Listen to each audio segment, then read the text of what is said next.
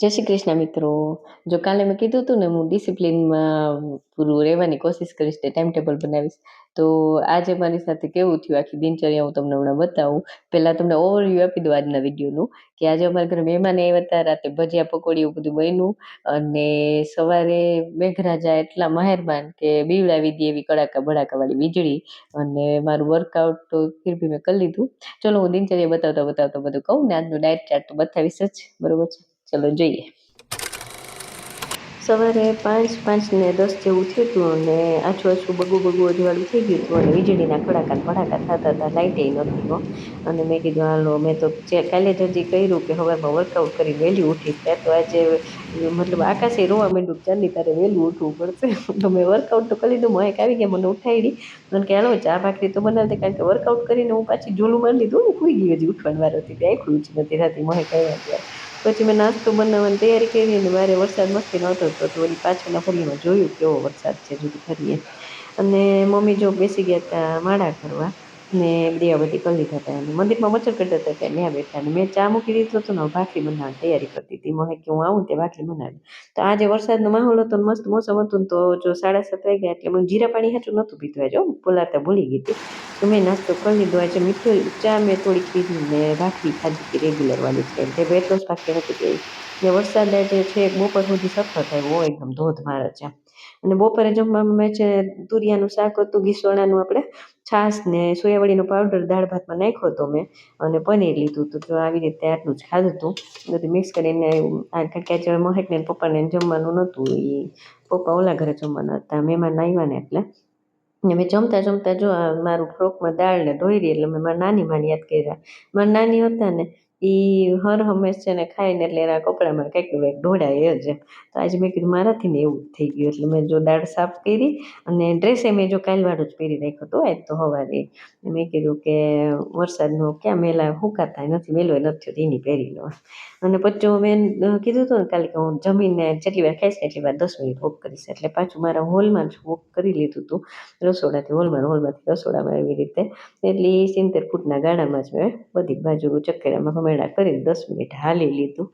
એટલે મારી મસ્ત વોકિંગ એ થઈ ગયું. અને મેં કીધું હાલો આજનો મારે વર્કઆઉટ સવારે થઈ ગયું. ભલે વર્કઆઉટ પછી હું પાછી સૂઈ ગઈ, અડધી કલાકની અંદર આવી ગઈ મને. પણ જો ને રોંડે મહેમાન આવ્યા હતા ને, એ ઓલા ઘરે બપોરે જમ્યા હતા, સાંજે અહીંયા જમીન પછી નીકળ્યા. એટલે એ એકચ્યુઅલી ઘરના જ છે, મહેમાન તો નથી. ને પછી અદા ને પપ્પા બે કે મને દુકાને મૂકી જાવ ને, કે તે વળી એ લોકોને મૂકવા ગઈ. એટલે એ લોકો સાથે હતા તે મેં વિડીયો ના લીધી. મેં કીધું વળી ખીજા મોબાઈલ ચાલુ કરીશ ગાડી આગતા તો. એટલે મેં વળી એને ઉતારીને પાછી ઘર આવતી હતી ને ત્યારે વિડીયો ક્લિપ લીધી, કે હાલો હું મૂકવા ગઈ હતી તો એક અમારું દિનચર્યામાં બતાવાય કરીને વિડીયો લઈ લઉં. એટલે મેં જો એ લોકોને મૂકીને હું ઘરે આવતી હતી, અને રાતે 9 વાગ્યા ને એટલે એ લોકોને જમવાનું બધું પતી ગયું ને નીકળી ગયા ઘરે. અને મેં જો આજે પકોડી ને બટેકાવાળાનું બનાવ્યું હતું, થોડુંક એક્સ્ટ્રા જ બનાવ્યા હતા, એટલે હવે પ્રેમા દીદીને દઈ શકું ને મારા સસરાને ભાવે, એટલે એ ખાઈ શકશે. હજી એક દુકાનથી આવશે તો એ ખાય કરીને રાખી દીધું ચટણી બધું ઢાંકીને ટેબલ ઉપર. પછી આજે મેં ભજીયાની તો નહોતું ખાધું, તો મારું આખા દિવસનું કેલરી ચાર્ટ આ છે. પણ મેં આમાં છે ને ઓલું નથી ઉમેર્યું, હજી ખાધી હતું કેવું જલદારું ખાધા હતા મેં, અને અળસીનો પાવડર અત્યારે સૂતા પહેલાં પી લઈશ હમણાં. એટલે એ એક છે, સ્ક્રીનશોટ લઈ શકો છો તમે. એમાં નથી ઉમેર્યું મેં કોષ્ટકમાં. તો આવો રહ્યો મારો આજનો દિવસ.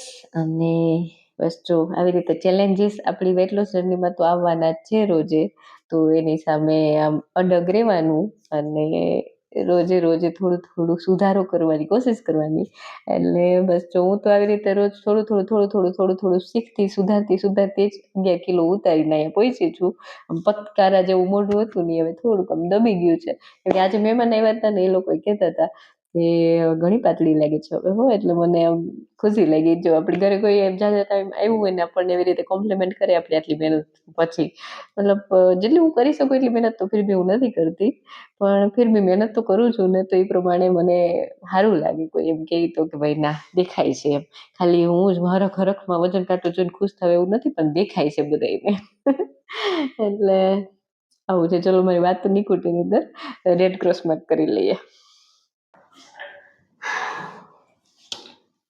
ચલો આજે 26 જુલાઈ 2026 રેડ ક્રોસ માર્કનું નિશાન.